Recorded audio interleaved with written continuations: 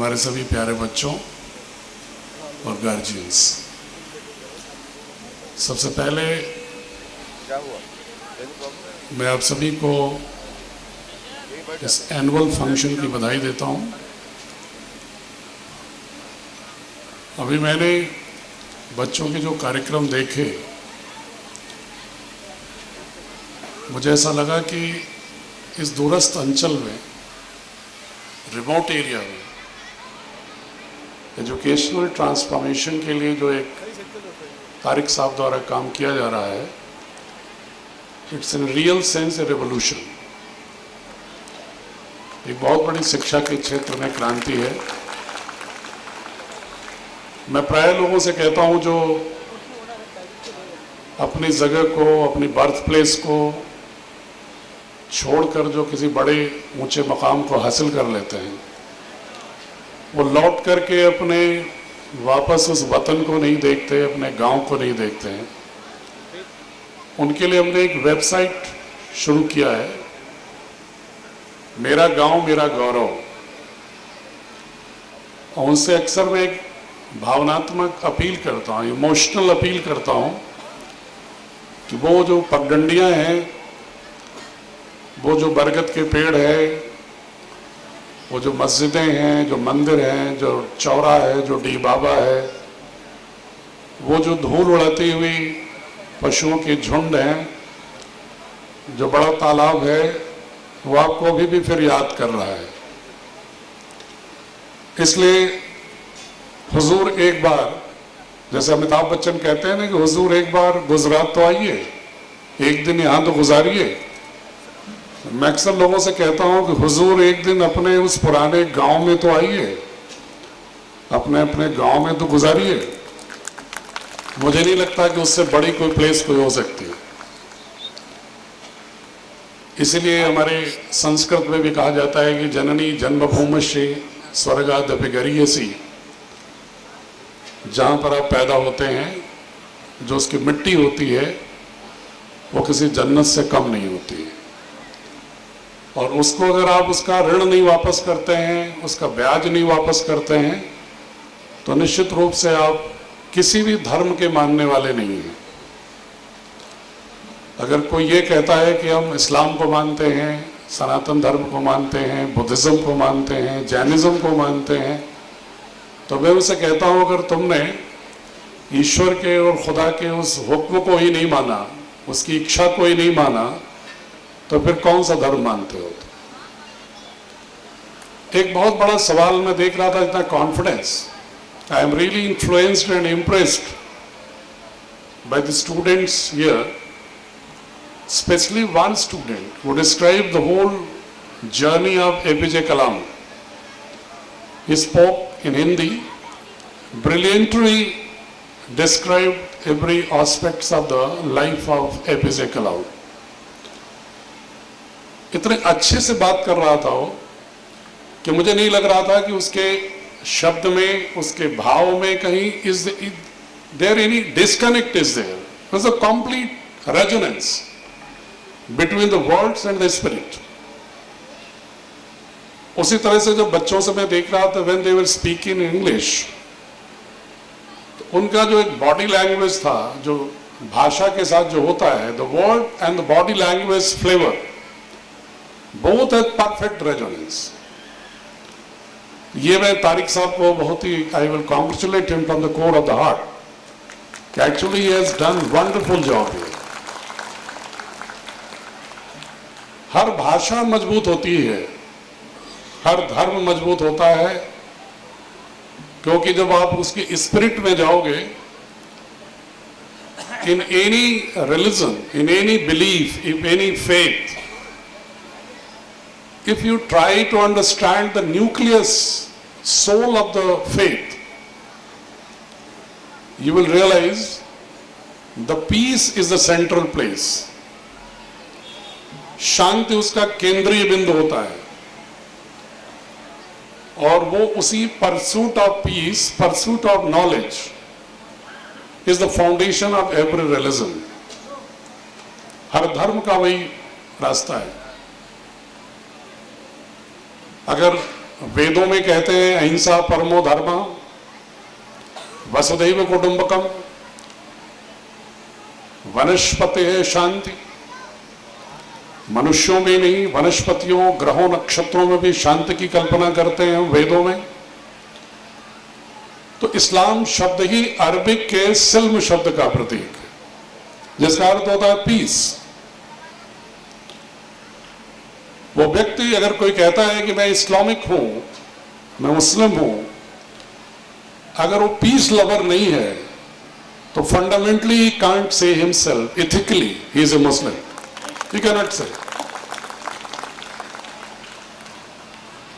और इसीलिए अगर आपने देखा होगा, हम तो चूंकि उर्दू अरबिक के अध्येता नहीं है, बट जो कुछ भी कुरान को, शरिया को हमने इंग्लिश ट्रांसलेशन में पढ़ा है, देखा है, बहुत सारे इंटरप्रिटेशंस देखे हैं, जो कुछ अंडरस्टैंडिंग मेरी है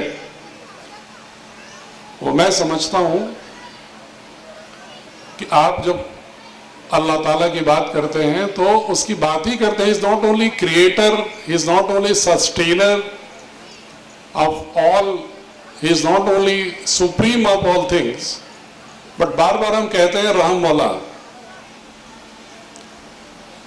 कि बहुत ही दया वाला है, वो जो सब में है, सब कुछ है, सबका निर्माता है और बहुत ही दयावान है।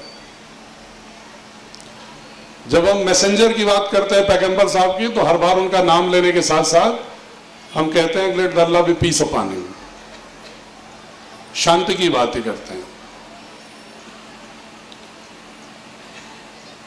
उसी तरह जब हम किसी अन्य धर्म की बात भी करते हैं तो वहां भी शांति की बात करते हैं। बट एक मौलिक फंडामेंटल क्वेश्चन, बच्चों थोड़ी देर मेरी बात को जरूर गौर करिएगा जो मैं कहना चाह रहा हूं आपसे। एक सवाल बहुत ही मौलिक है, बुनियादी है, कि हर रिलीजन, हर फेथ में शांति की बात होती है, लेकिन उस शांति के केंद्रित धर्म के हम प्रोटेक्टर के रूप में वायलेंट हो जाते हैं।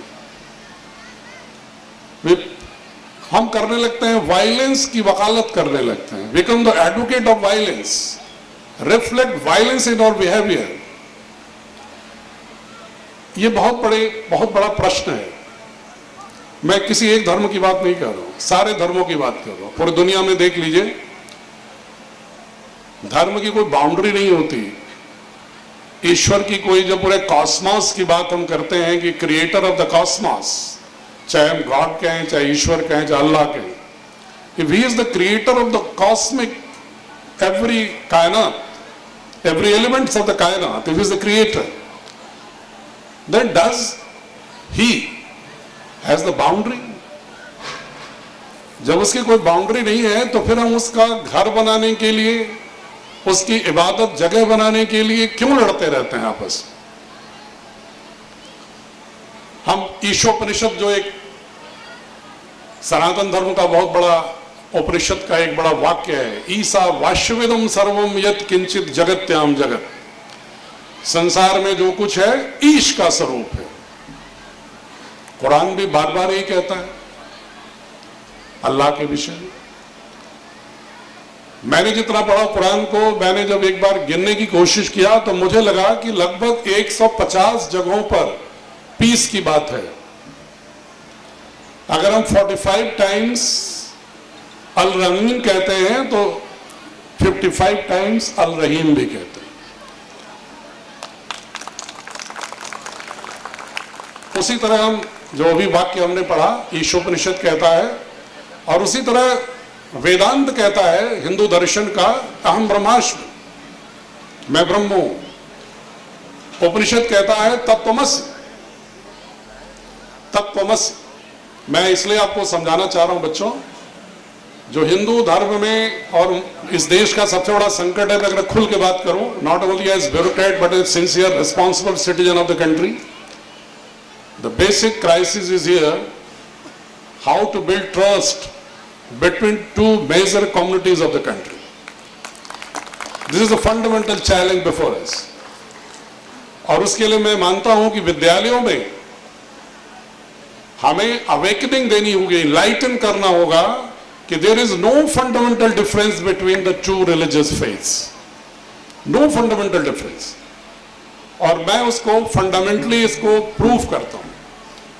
मुझे कभी कभी इस्लामिक सेंटर दिल्ली का भी, चूंकि मेंबर हूं मैं, मुझे कभी कभी मौका मिलता है वहां भी बातें कहने का अपनी, तो मैं उनसे बार बार ये कहता हूं, you go through Vedanta, you go through Ishopanishad, you go through the Sankhya Darshan of Indian philosophy, you will find the same embedded spirit in those philosophies which messenger of God in 7th century have given us the gift of Allah Ta'ala's Quran.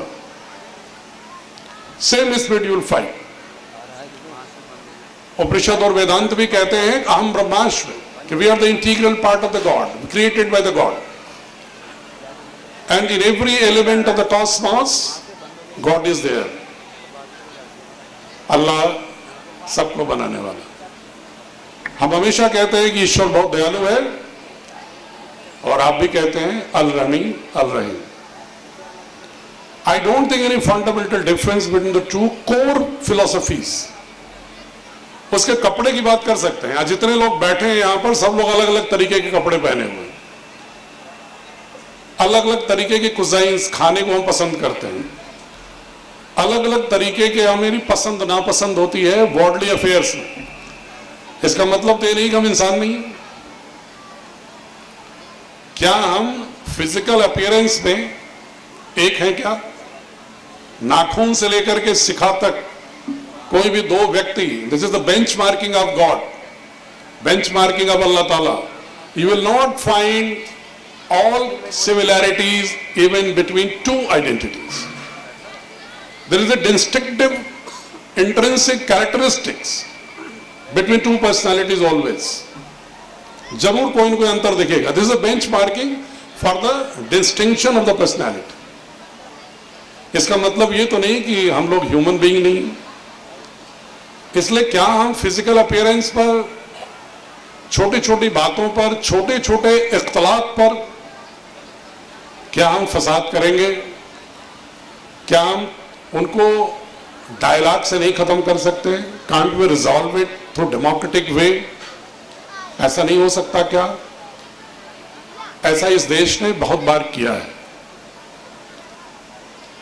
और मैं हमेशा educational institution से यही कहता हूं, appeal करता हूं कि educational institutions role is not only to create consumer oriented corporate citizen, but the primary duty is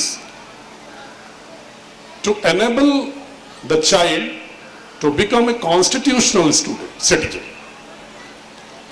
और constitutional citizen होने का मतलब क्या है? Fundamental, we should believe in the sovereignty of the country, we should feel ourselves as the part of we people of India, which is the fundamental first line of the constitution. We people of India, हम भारत के लोग, उसका हिस्सा महसूस करना, believing in the sovereignty, protecting the sovereignty is the fundamental primary enabling capacity of any citizen of the country. Number 2, we must believe in secularism. What is secularism? हमारा secularism is not like European secularism. Europe में लोग church की जो सत्ता का प्रभाव था, सत्ता पर, पॉलिटिकल अथॉरिटी पर, उससे लोग बहुत ही क्षुब्ध हो चुके थे। इसलिए जो secularism in Europe cropped up against the feeling of church, dominance of church, इसलिए ये फिलॉसफी आई कि the state should keep away from all religious activities. तो that secularism is different in that particular need, necessity. हमारा secularism क्या है? जो गांधी कहते थे, ईश्वर अल्लाह तेरो नाम. हमारा सेकुलरिज्म ये है, अलग अलग धर्मों में विश्वास करने वाले लोग अपना अपना विश्वास करो, but there must be some uniformity on core issues of national agenda. एक दूसरे के प्रति मोहब्बत होनी चाहिए। मैं अक्सर ये कहता हूं कि अगर आपने अल्लाह के लिए कुछ नाम लिया और उसी अल्लाह का नाम कोई और लेता है और उससे अगर आप घृणा करते हो तो फिर ये अल्लाह की भी तौहीन है। अगर मेरा नाम एनपी सिंह है और मेरा ही नाम घर पर कोई कुछ और कहते हो, मेरे पिताजी गांव में मान लीजिए छोटा सा उपनाम या किसी और नाम से जानते हो, और अगर उस नाम का कोई अपमान करता है तो एनपी सिंह का भी अपमान है। बिकॉज हमने भले ही अपनी भाषा में, अपनी शैली में, अपनी संस्कृति में, अपनी रवायत में उसको कुछ भी एक स्वरूप गढ़ा, लेकिन बेसिक स्पिरिट तो एक ही है। उसी स्पिरिट से किसी व्यक्ति ने एक दूसरा नाम गढ़ लिया। उन दोनों नामों में नाम की भिन्नता हो सकती है फिजिकल नेम में, लेकिन स्पिरिट से तो एक ही है। अगर हमने एक का भी अपमान किया तो it means we are not respecting our own religion. ये हमारा सेकुलरिज्म। थर्ड नेसेसिटी हमारी है डेमोक्रेसी। डेमोक्रेटिक प्रिंसिपल का मतलब यह है कि हम एक दूसरे को एकोमोडेट करने, साझा संस्कृति में विश्वास करें, और if there is any conflict, देखिए the fundamental parameter how you evaluate any societal development, civilizational upsurge, I feel and I hope, I believe everybody present here must be feeling the same spirit. How conflict resolution mechanism is there? If we claim ourselves civilized society, civil society, the quality of the conflict resolution is the primary evaluation factor of behind the society. मैं अपने जो तनाव है, अपने जो इख्तलाफ हैं, उसको कैसे मैं तय करता हूं? मैं उसको क्या हिंसा से तय करता हूं, झगड़े से तय करता हूं, या लॉ ऑफ द लैंड से तय करता हूं, या म्यूचुअल डायलॉग से तय करता हूं? इस पर डिपेंड करता है कि हम कितने पीसफुली डायलॉग से, म्यूचुअल कंसेंसस से करते हैं। और वो चीजें हमारे सारे रिलीजन समझाते हैं, सारे धर्म ही कहते हैं। और कोई धर्म ये नहीं कहता कि आप परिवर्तन न करो। जैसे बहुत सारे लोग, मैं बहुत खुल के बात करना चाहूंगा क्योंकि I am not here as a collector, I am speaking here from the core of my heart as NP Singh, as a individual. अगर मैं खुल के बात करूं तो बहुत सारे लोग कहते हैं मुझसे भी, जब कभी तर्क होता है, जो those who do not know about Islam, वो कहते हैं Islam is a very tight compartmented religion. It doesn't have any scope of change, any scope of rationality, any scope of further rationality and change. Sometimes they blame about it. मैं उनसे कहता हूँ नहीं, Islam is a very dynamic, thriving and progressive religion. How? I will prove it. How it is? It is not I am saying because I am here among the students of Muslim community or any college of by Tariq Azam. I do believe from the core of the heart, because as a physicist, I am a student of physics. Particle physicist, मैं बच्चों से बताना चाहूँगा, थोड़ा सा concentrate करिएगा, थोड़ा higher level के स्टूडेंट हैं, हाई स्कूल वगैरह के जो होंगे, 8th 9th के। पार्टिकल फिजिक्स ये कहती है every particle in the cosmos is an oscillating wave between two opposite poles, ever dynamic, ever progressive. ब्रह्मांड का प्रत्येक कण दो विपरीत ध्रुवों के मध्य नृत्य करती तरंग है, oscillating wave between two opposite poles, ever dynamic, ever progressive. This is the basis of the cosmic structure, construct. और वो जो पार्टिकल है उसी को आज की तारीख में हिग्स बोसॉन या गॉड पार्टिकल के नाम से कहते हैं। The scientists have more than 200 particles, but in all particles they have assumed some kind of smallest particle embedded in all kind of existence of particle. वही तो अल्लाह है। अगर इतने 1300 साल पहले, 1400 साल पहले अगर पैगंबर ने अल्लाह ताला के माध्यम से ये कहा कि सब कुछ अल्लाह का है, यही तो स्पिरिट है, साइंटिफिक टेम्परामेंट, कि कोई दूसरा इसको क्लेम नहीं कर सकता क्रिएटर होने का, सस्टेनर होने का। Only one force is there. और जितने भी नोबेल प्राइज के जो साइंस के लोग हैं वो इसी में लगे रहे कि कैसे हम ये प्रूफ करें कि फंडामेंटल फोर्सेस आर वन। और मैं आपको बताऊं कि since 1960-70s there were supposed to be 4 fundamental forces: electromagnetic force, gravitational force, weak nuclear interaction, strong nuclear interaction. But up to 1990 the scientist has come to this conclusion that there are only 2 fundamental forces. Weak nuclear interaction is the form of gravitational force, and the strong nuclear interaction is the form of electromagnetic force. There are only 2 forces. Now the scientists are working continuously to prove how the gravitational force and this electromagnetic force is the part of one unified force, and that unified force is the God, Allah. This is a scientific interpretation. इसमें कहीं कोई conservatism नहीं। और जो लोग ठीक से जानते हैं, हो सकता है कि मैं उर्दू बहुत नहीं जानता, मैंने कहा ना कि इंग्लिश ट्रांसलेशंस को मैंने पढ़ा है, समझने की कोशिश किया है। जो लोग इस्तिहाद, इज़्म, सूरा और इससे सलाह की बात जानते होंगे, वो जानते हैं कि 3 fundamental, may be sharia is the bedrock of Islamic laws, but it is on ethical sense. It has some ethical values like form of worship, principles for socio-economic political justice, some injunctions forwarding social evils. These things are the bedrock, definitely. There is some strong bedrock. But there is the provision of continuous reasoning, istihad, and ism, that is consensus, shura, consultation, istislah, public interest. And these three pillars combinedly make istihad, that is a change with rationality.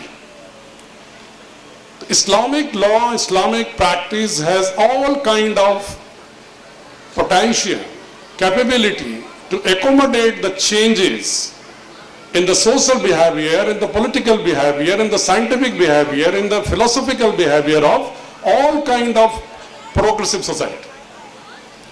But मुश्किल ये है कि हम उसको बहुत समझते हैं।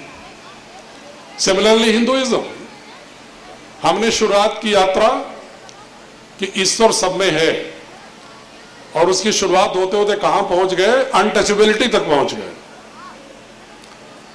That equality ended in a social cruelty like untouchability. Why? We fail to understand the real spirit of the religion. जो लोग इस्लाम में ज़हाद को ठीक से नहीं समझते कि कुरान एक नफ्सियाती अमल का दस्तावेज है, वो जाहिरा तौर पर ज़हाद की जो डेफिनेशन उससे कंफ्यूज हो जाते हैं। वो नहीं समझते कि ज़हाद अपने नफ्स के खिलाफ उठ खड़े होने का नाम है। वो they confuse with Islam. They believe कि जैसे जिसको कोई इख्तिलाफ हो उसके खिलाफ जंग लड़ लो वो जिहाद है। No, I don't think there is any provision in their word in the messengers Allah ताला's Quran. I don't feel there is any. This is the basis of socio-economic transformation. जो मैं कहना चाह रहा था वो ओनली दिस कि हम आजकल बच्चों को जो स्टूडेंट बनाते हैं वो एक या तो हिंदू बना देते हैं या मुसलमान बना देते हैं, या तो उन्हें हम एक कॉर्पोरेट सिटीजन के रूप में खड़ा कर देते हैं पैकेज के रूप में। लड़का क्या करता है? 15 लाख का पैकेज है। Whether is a human being और not, is a package, economic package. शादी ब्याह भी करते हैं, पूछते हैं लड़का क्या कर रहा है? 20 lakh package. But he is not right now. He is not a human being. He is an economic package. We are not creating sensitive citizens, we are not creating creative citizens, we are not creating constitutional citizens, we are creating somewhere promoting the divisive forces amongst the minds of the people. इसलिए मैं चर्चा कर रहा हूं, मैं कुछ सोच के नहीं आता क्या बोलूंगा, बट लेकिन जब बच्चों को मैंने देखा परफॉर्म करते हुए, तारिक साहब का स्कूल जाके अंदर से देखा, तो मुझे लगा कि जो लोग चर्चा करते हैं, मैं मदनी साहब की मैं भी कई जलसों में दारुल उलूम में भी बोलने का मौका मिला था मुझे, तो अक्सर एक बहस छुड़ती है वहां दीनी तालीम और दुनियावी तालीम। तो अक्सर मैं उस पर उनसे भी कहता था कि दीनी तालीम कहां पर इस्लाम में दीनी और दुनियावी का डिवीजन कहां लिखा है, मुझे दिखाओ।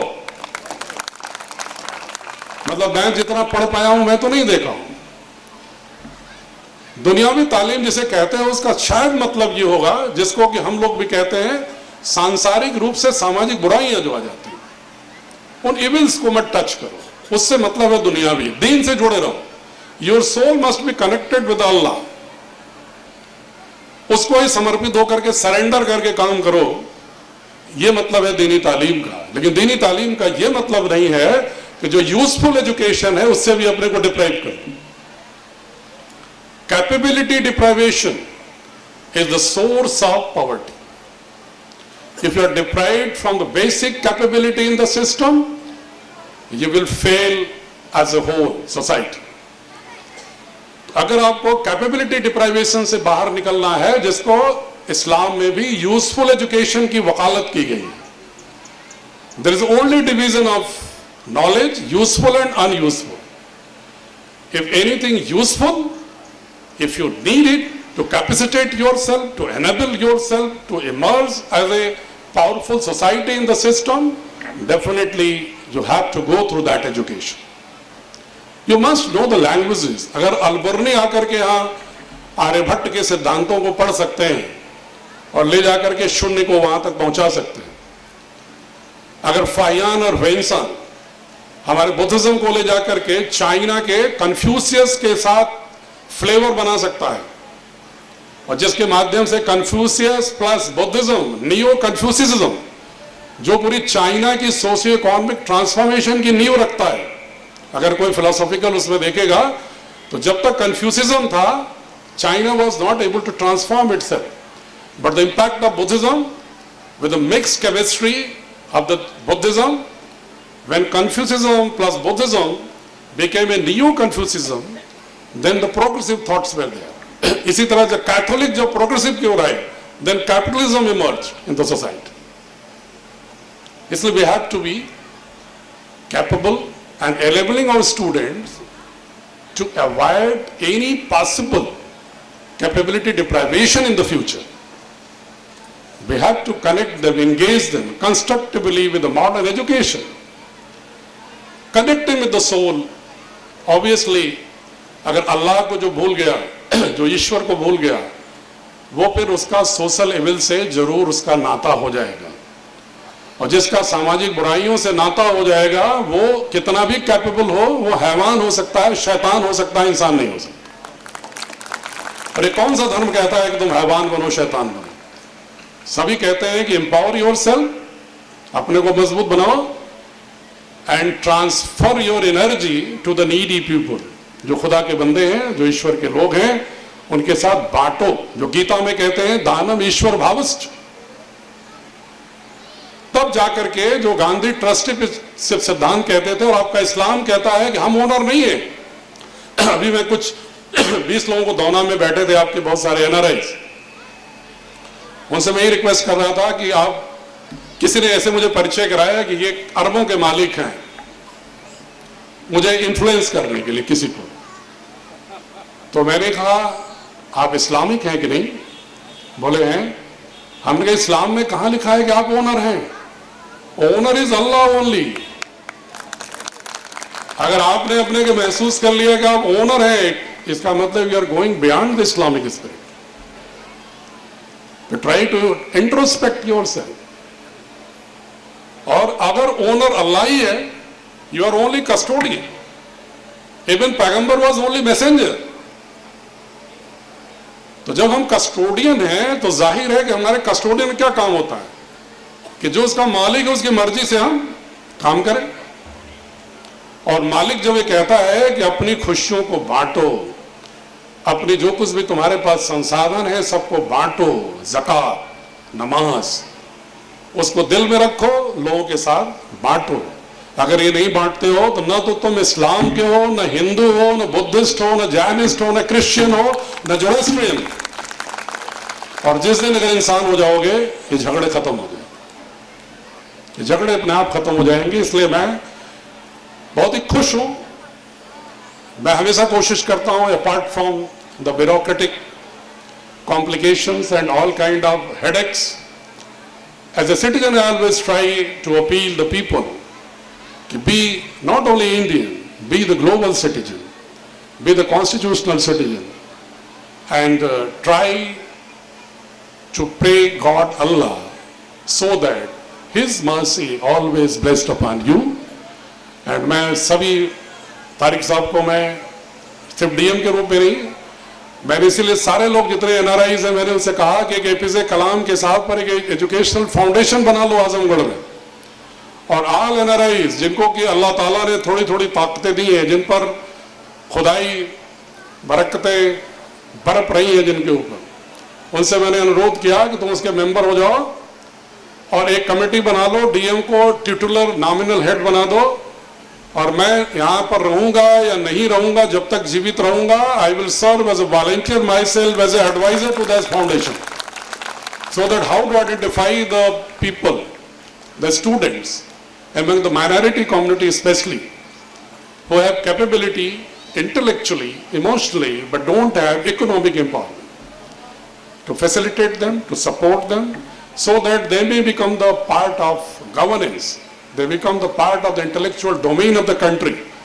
and so that that community must integrate fully with the current progressive mainstream of the country. और वो जब तक नहीं होगा, और कलाम साहब से बढ़िया मुझे नाम सूझा नहीं, इसलिए मैंने उनसे कहा उनके नाम पर करो, and I am happy to say that 35 people have agreed to join the foundation, and on 26 January I am going to launch that, and I hope that will flourish. अल्लाह की मेहरबानी चाहिए, वैसे भी वो रहम वाला है, कोई अच्छा काम करने पर तो रहम तो आती ही है उसे, बुरा काम करने वाले को कभी कभी माफ कर देता है, अगर उसकी बात एक बार उसके शरण में चले जाओ। मैसेंजर से जब किसी ने पूछा कि क्या अल्लाह रहम वाला है या क्रूएल है, तो उन्होंने कहा कि माँ अपने बच्चे को जिसको दूध पिलाती है, उसकी सेवा करती है, उसकी हिफाजत करती है, क्या उसको हेल फायर में डाल सकती है क्या? उसने कहा नहीं। फिर बोले तुम अल्लाह को कैसे उम्मीद करते हो कि तुम्हारे पर रहम नहीं करें? ये बार सोच के तो देखो। तो मैं मानता हूं कि don't feel your self owner, feel custodian of the resources blessed by the Allah upon you, and try to distribute it, try to establish the distributional justice amongst the different ladders and communities, so that the country may flourish, and we give these students, these new siblings, as an environment, enabling environment to empower themselves and to make the nation as a whole the most empowered nation, most socially progressed nation, so that our country may be on the top of the SPI, Social Progress Index, evaluation parameter by the Europeans, and we can say proudly, yes, we are the Indians and we are the part of the we people of India, which the Constitution proclaims and expect from us. Thank you very much.